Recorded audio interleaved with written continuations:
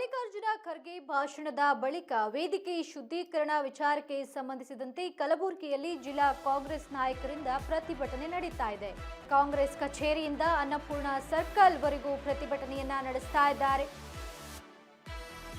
ಇನ್ನು ರಸ್ತೆ ಮಧ್ಯೆ ಟೈರ್ಗೆ ಬೆಂಕಿ ಹಚ್ಚಿ ಕಾರ್ಯಕರ್ತರಿಂದ ಭಾರೀ ಆಕ್ರೋಶ ವ್ಯಕ್ತವಾಗ್ತಾ ಇದೆ. ಹಿಂದೂ ಪರ ಸಂಘಟನೆಗಳು ಭಾಷಣದ ಸ್ಥಳ ಶುದ್ಧೀಕರಣ ಮಾಡಿದ್ದು ಸರಿಯಲ್ಲ, ಇದು ಸಂವಿಧಾನದ ವಿರೋಧಿ ನಡೆ ಅಂತ ಹೇಳಿ ಆಕ್ರೋಶವನ್ನು ವ್ಯಕ್ತಪಡಿಸ್ತಾ ಇದ್ದಾರೆ.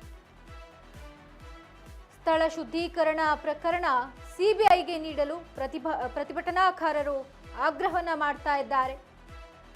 ಉತ್ತರಾಖಂಡದ ರಾಮಲೀಲಾ ಮೈದಾನದಲ್ಲಿ ನಡೆದಿದ್ದ ಸ್ಥಳ ಶುದ್ಧೀಕರಣ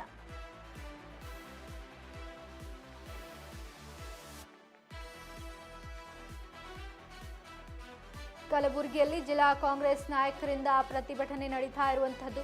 ಕಾಂಗ್ರೆಸ್ ಕಚೇರಿಯಿಂದ ಅನ್ನಪೂರ್ಣ ಸರ್ಕಲ್ ವರೆಗೆ ಮೆರವಣಿಗೆ ನಡೆಸಲಾಗ್ತಾ ಇದೆ. ರಸ್ತೆ ಮಧ್ಯೆ ಟೈರ್ಗೆ ಬೆಂಕಿ ಹಚ್ಚಿ ಕಾರ್ಯಕರ್ತರಿಂದ ಭಾರೀ ಆಕ್ರೋಶ ವ್ಯಕ್ತವಾಗ್ತಾ ಇರುವಂತದ್ದು.